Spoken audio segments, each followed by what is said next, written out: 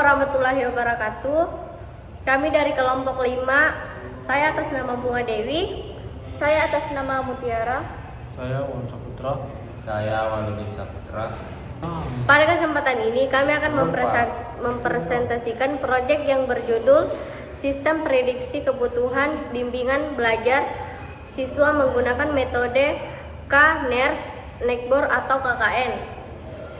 Latar belakang dari proyek ini adalah karena dalam dunia pendidikan setiap siswa memiliki kemampuan belajar yang berbeda-beda. Ada siswa yang mampu mengikuti pembelajaran dengan baik, tetapi ada juga siswa yang membutuhkan perhatian dan bimbingan tambahan. Selama ini, penentuan siswa yang membutuhkan bimbingan belajar sering dilakukan secara manual oleh guru berdasarkan pengamatan. Cara tersebut tentu bisa dilakukan tetapi membutuhkan waktu yang terkadang kurang objektif. Oleh karena itu, kami membuat sistem sederhana yang dapat membantu memprediksi apakah seorang siswa perlu bimbingan belajar atau tidak perlu. Bimbingan belajar, tujuan dari proyek ini adalah menerapkan konsep machine learning pada bidang pendidikan dengan menggunakan data absensi dan nilai rata-rata siswa. Yang kedua yaitu penjelasan teori KNN. Metode yang kami gunakan dalam proyek ini adalah K-NERS Nekbor atau KNN, yang merupakan salah satu metode dalam machine learning. Cara kerja KNN adalah dengan membandingkan data baru dengan data lama yang sudah diketahui kategorinya. Setelah itu, sistem mencari beberapa data yang jaraknya paling dekat. Data-data terdekat inilah yang digunakan untuk menentukan hasil prediksi. Pada metode ini terdapat nilai K, yaitu jumlah tetangga terdekat yang dipakai untuk voting. Dalam proyek kami, nilai yang digunakan adalah sama dengan 3. Artinya sistem akan mengambil 3 data yang paling dekat dengan data siswa baru.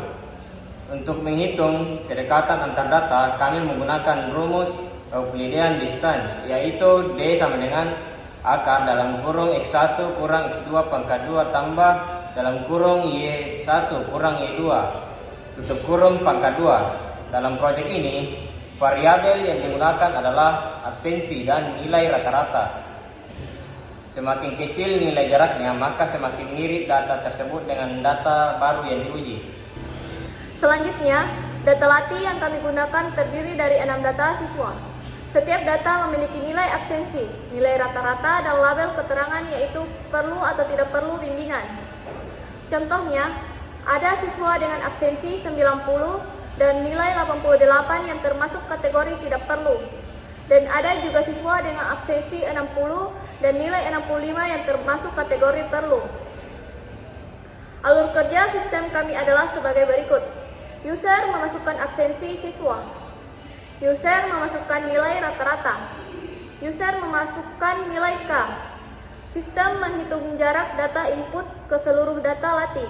Sistem mengurutkan jarak dari yang terkecil. Sistem mengambil K data terdekat. Sistem melakukan voting dan menampilkan hasil prediksi. Contoh data uji yang kami gunakan adalah absensi sama dengan 72, nilai sama dengan 72, K sama dengan 3. Salah satu contoh perhitungan manual adalah terhadap data 1, yaitu absensi 90 dan nilai 88. Perhitungannya, D1 sama dengan akar dalam kurun 72 kurang 90 pangkat 2 tambah 72 kurang 88 pangkat 2 sama dengan akar dalam kurung minus 18 pangkat 2 tambah minus 16 pangkat 2 sama dengan akar 324 tambah 256. D1 sama dengan akar 580. Kemudian D1 sama dengan 24,08. Langkah yang sama dilakukan juga untuk seluruh data latih lainnya. Setelah semua jarak diperoleh, sistem mengurutkannya dari jarak terkecil sampai terbesar. Selanjutnya adalah implementasi GS atau hasil, black box, dan penutup. Setelah perhitungan manual dilakukan, sistem ini kami mengimplementasikan ke dalam program menggunakan JavaScript. Pada program tersebut, input yang dimasukkan adalah absensi siswa, nilai rata-rata siswa, dan nilai K. Setelah input dimasukkan, program akan secara otomatis menghitung jarak ke manusia data latih, menampilkan ranking jarak terdekat, mengambil 3 tetangga terdekat, lalu melakukan voting untuk menentukan hasil akhir. Dari hasil pengujian dengan data, absensi sama dengan 72, selanjutnya adalah nilai sama dengan 72, dan terakhir K sama dengan 3. Diperoleh 3 data terdekat, yaitu data 6 dengan label data 6 dengan label perlu, selanjutnya data 5 dengan label tidak perlu, dan terakhir data 3 dengan label perlu. Dari hasil voting, perlu sama dengan 2 dan tidak perlu sama dengan 1. Selanjutnya adalah kesimpulan dari sistem adalah siswa tersebut perlu bimbingan belajar. Selain itu, kami juga melakukan black box testing untuk memastikan bahwa program dapat menerima input dengan benar. Selanjutnya adalah menolak input yang salah dan menampilkan output sesuai yang diharapkan.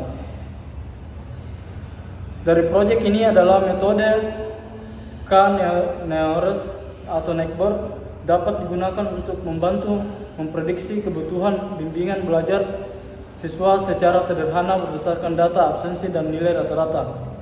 Baik, sekian presentasi dari kelompok kami. Terima kasih. Wassalamualaikum warahmatullahi wabarakatuh.